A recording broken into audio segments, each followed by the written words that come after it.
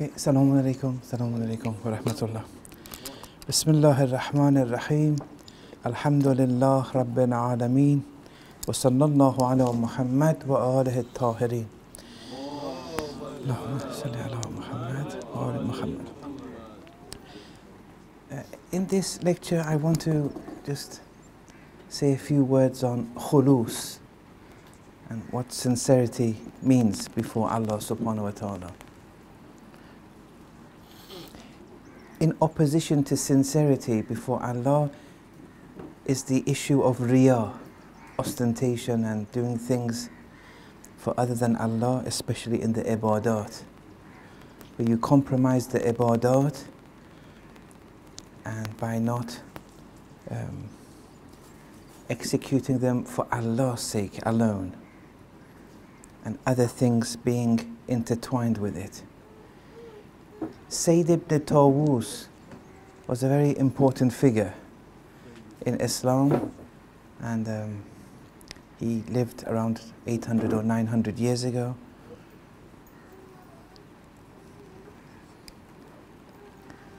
And Allama Tabataboi's brother, he's known for having summoned many spirits. For example, the spirit of Aristotle, and was even taught by Aristotle or discussed certain issues with Aristotle. He was known for the summoning of spirits, but he wasn't able to summon the spirit of Sayyid ibn Tawus because of the grandeur and status that he had. Anyway, he has a book called Iqbalul A'mal. It's a book of du'as, and he gives a commentary to the du'as now and again. This book, in the ethical training of seminary students, it's the penultimate book they read in their ethical training. The last book is that of Sahifa as-Sajjadiyya. If you want to understand Sahifa as-Sajjadiyya, you have to go through a lot of preliminary books. But this book, Ayatollah Hassan Zadeh had advised before doing Sahifa, and even before Iqbal, there are a number of books that he advised. In this book, the chapters are divided according to the months of the Islamic calendar. In the month of Rajab, when he's discussing the mustahab fasts, here he speaks a bit about khulus. And he gives 7 scenarios so that each person could evaluate themselves to see how much khulus they have. The thing is, each person has to evaluate themselves. Khulus is not a topic to discuss with others, especially about your personal endeavors. If you have a question, you go to the expert or a sheikh, but you don't discuss your khulus, your private khulus, with others. It defeats the purpose. It's a very impolite thing to do, to discuss your khulus with others. This is something private between you and Allah. And sometimes, unfortunately, amongst Muslims, we see this is it's discussed very freely, and it causes problems. It may reach a threshold that then it becomes irreversible to act through khulus. Now, he gives 7 scenarios. I want to go through these scenarios with you and see where it takes us. He says, imagine the first scenario. Imagine you're amongst a group of people and they are also, like you, undergoing a mustahab fast. And then you, for not necessarily a justified, legitimate reason, but you just want to desire to break your fast. It's a mustahab fast. The people around you too are fasting a mustahab fast. but you desire to break your fast in the middle of the day, and you do it, and you know that the others in the group, they realize this, that you broke your fast. He says you have to introspect yourself, look deep down, and see that whether the others' observance of you breaking your fast, did it embarrass you?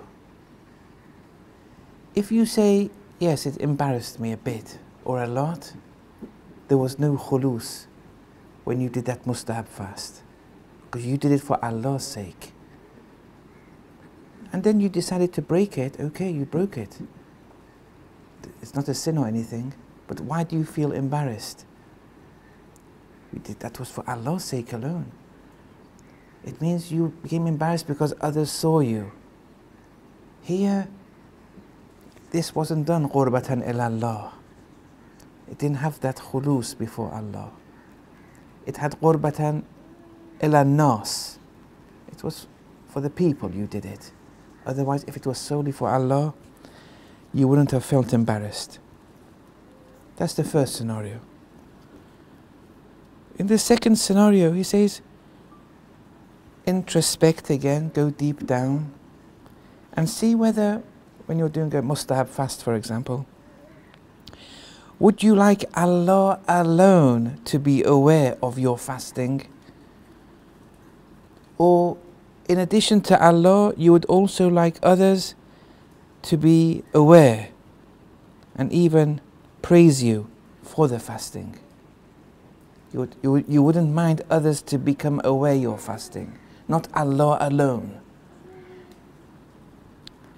If it's the latter, and it's sweeter for you than Allah alone only knowing, here you're not loyal before Allah.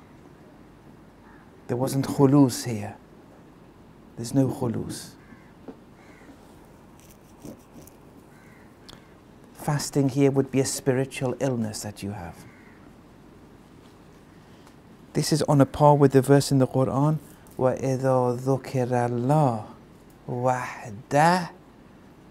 When Allah alone is recalled, إِشْمَأَزَّتْ قُلُوبُ الَّذِينَ لَا يُؤْمِنُونَ بِالْآخِرَةِ.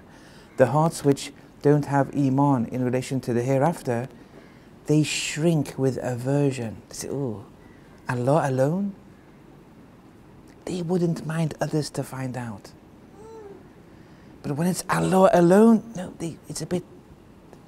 Then the verse continues that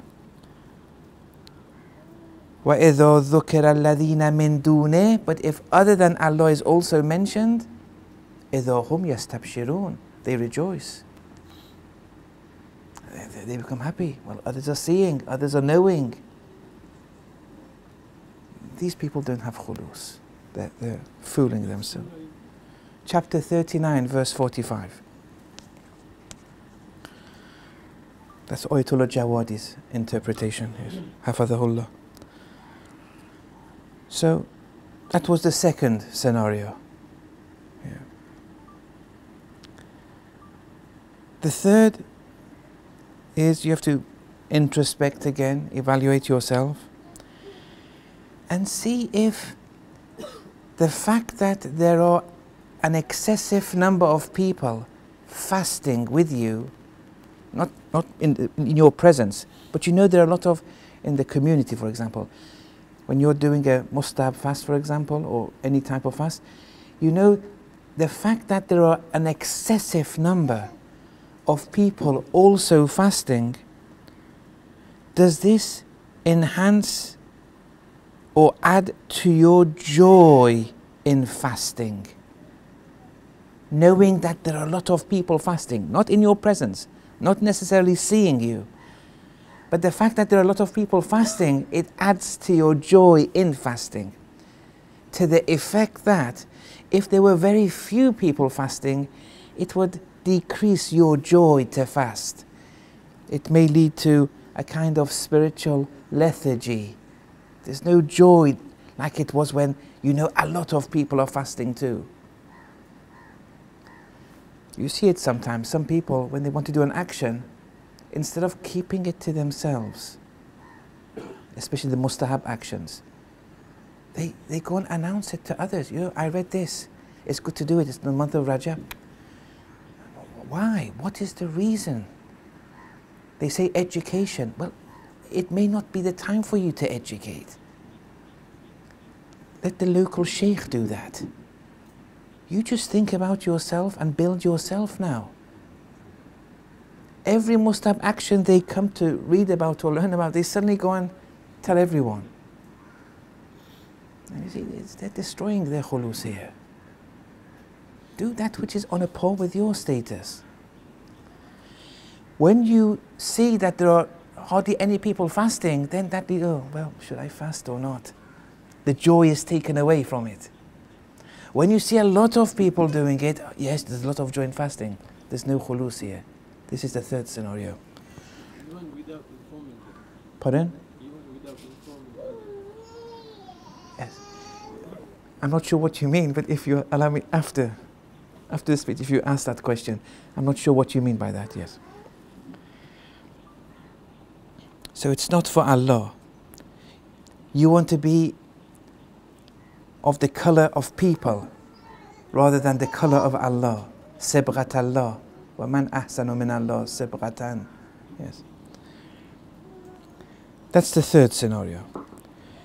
The fourth scenario is, are you doing it for the thawab and the rewards? To the effect that if there were no rewards assigned to fasting, and there was no talk of you escaping and fleeing the fire, would you have refrained from the pleasures of eating, and would you have fasted or not? If not, yes. If you're of the type that if there are no rewards and you know there's no escape from fire, you wouldn't have fasted. If that's the case, you're not abiding by Allah's command.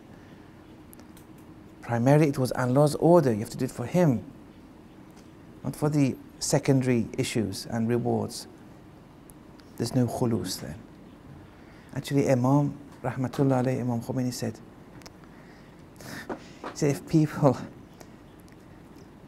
if heaven was guaranteed to everyone, they wouldn't have done salat. If said heaven is guaranteed, no, if you want to do salat, do it. If you don't, you don't. He said, no, they wouldn't.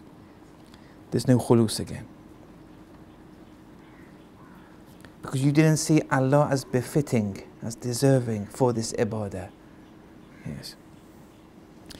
You weren't preserving Allah's sanctity, His grandeur. He gave an order, but secondary things came and spoilt it, yes. That was the fourth scenario. In the fifth scenario, sometimes, you know, for iftar, you know, for the time of breaking the fast at Maghrib time, sometimes you know there's meat and luxurious food in the waiting. Does that enhance your joy to fast during the day? For example, oh, iftar, we're invited to this place, they have this iftar, and that's a motive and an incentive and adds to your joy in fasting. Or even food in the family, not necessarily being invited anywhere. Does it lead to a drive, more of a drive for you to fast, to your joy, compared to if there was just normal food, bread and butter, bread and cheese and tea for iftar? For example, your family says, this is what we're going to have tonight. That will lead to a kind of lethargy again, compared to if they had said there was a luxurious iftar, the whole day, the drive to fast would have been there. That's problematic also. There's no khulus again.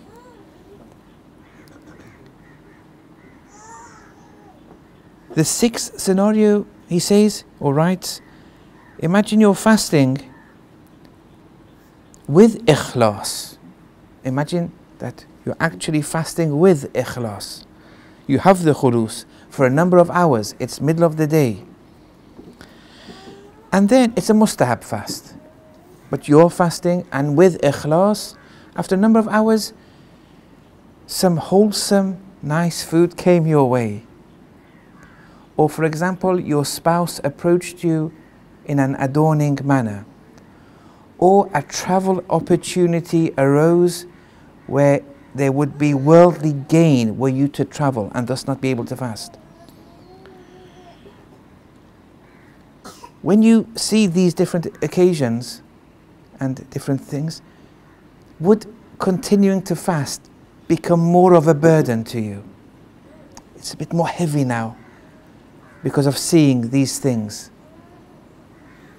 If it adds to your burden in fasting, then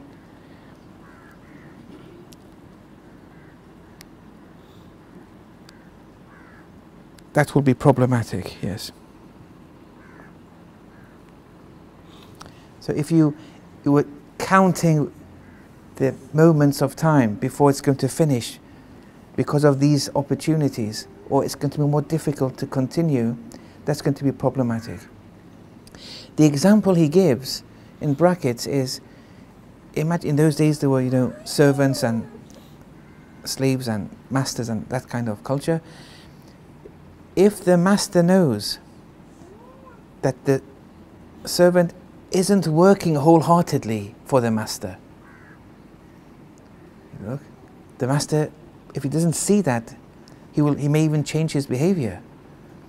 When he sees that the servant isn't doing what the master had enjoined, and if he's doing it, he's seen the servant has seen other things and is now not doing it wholeheartedly, is being preoccupied with those secondary factors. The master wouldn't like it, but the master is a human. But at least one has to appreciate this is not good behavior when you're compromising Allah's command with worldly things. That was the sixth. And the seventh was that in relation to a mustahab fast,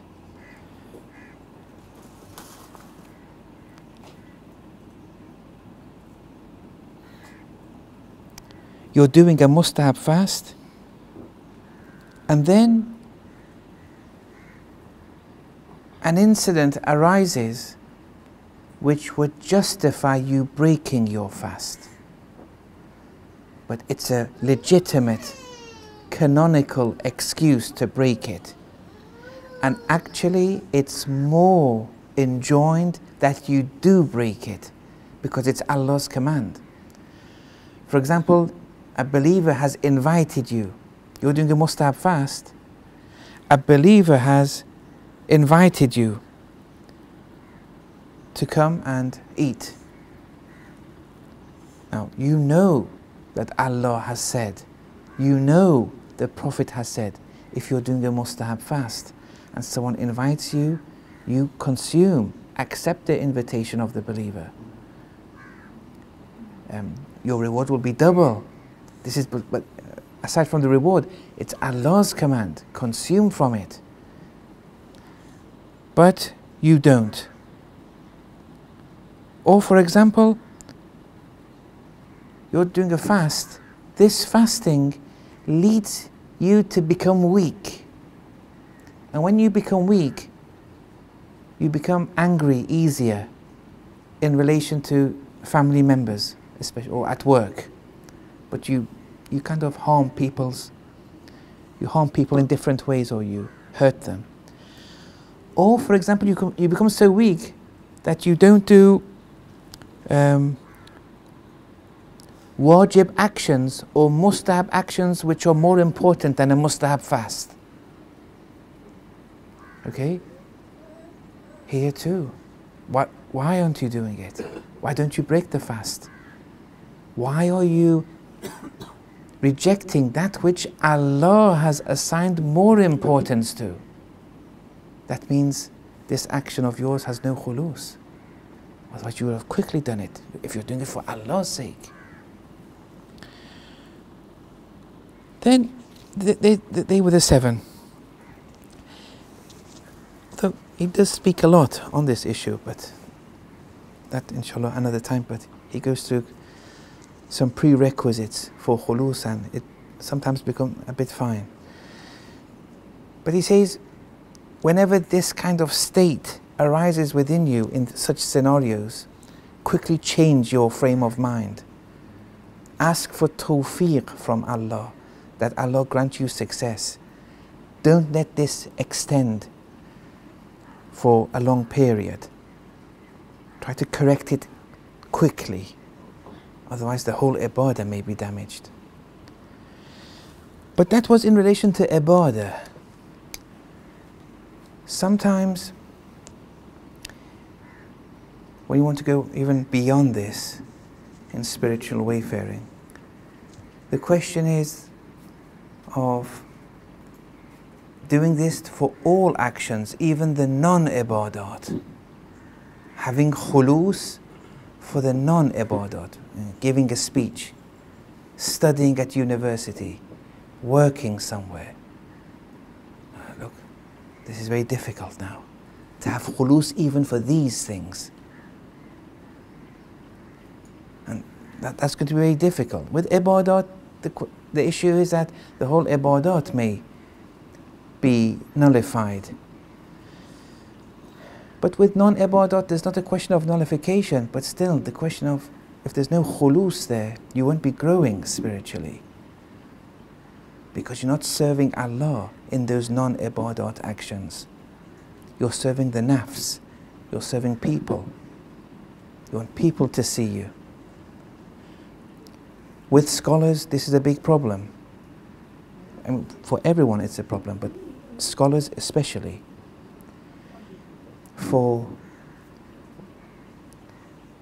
Even for those who participate in jihad. And actually these two groups have been mentioned in the ahadith, where if a scholar or one who participates in jihad, they do it for prestige, for money, for honor amongst the people. In the hereafter they're taken into hell. They say, look, what we propagated the message of Islam, we fought for Islam. He said, no, you didn't have khulus. You wanted prestige, honor, fame, and you got it. We gave it to you. But the concealed shirk has veiled you so much you have to burn a bit. It gets very fine. In the Iran-Iraq war, yes, many people became shaheed. And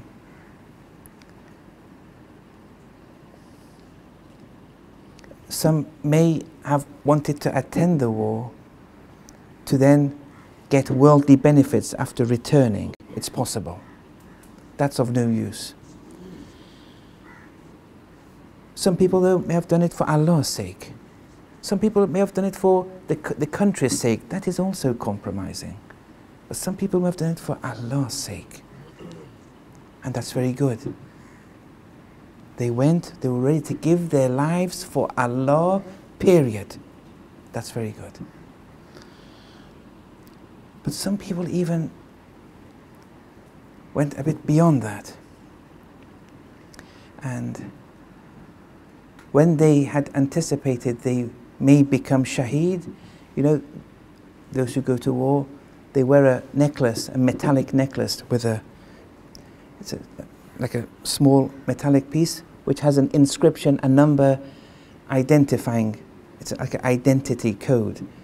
So if they were to find the decomposed body and can't recognize the body, at least with the necklace they'll know who it was.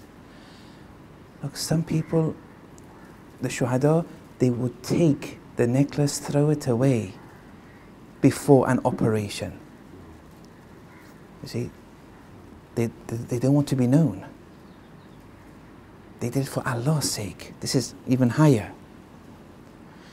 And then, if they do find the body, they'll take the body and they'll celebrate and honor the shaheed. But they won't know who it is. But even there, the soul of the shaheed is seeing that they're celebrating and honoring him. And in the hereafter, in Barzakh, for example, he's seeing this. There may be an effect. But there is one class above that. Allahu Akbar. It gets very delicate, but where people want their bodies to be traceless. So not only will they throw away the necklace, they want to be mafqudul athar, where there'll be no trace of their bodies ever. It won't even be returned to the people to celebrate. They only want Allah. Their shahada to be celebrated by Allah alone. See, that's it's another degree. So, although jihad is an ibadah, one has to do that. But even in non-ibadat, one has to try to have a program of spiritual wayfaring. It's a process, it takes time. So that at least year after year, one feels that even in the non-ibadat, one is performing khulus more and more, inshallah. Wa sallallahu ala Muhammad wa ala tahirin.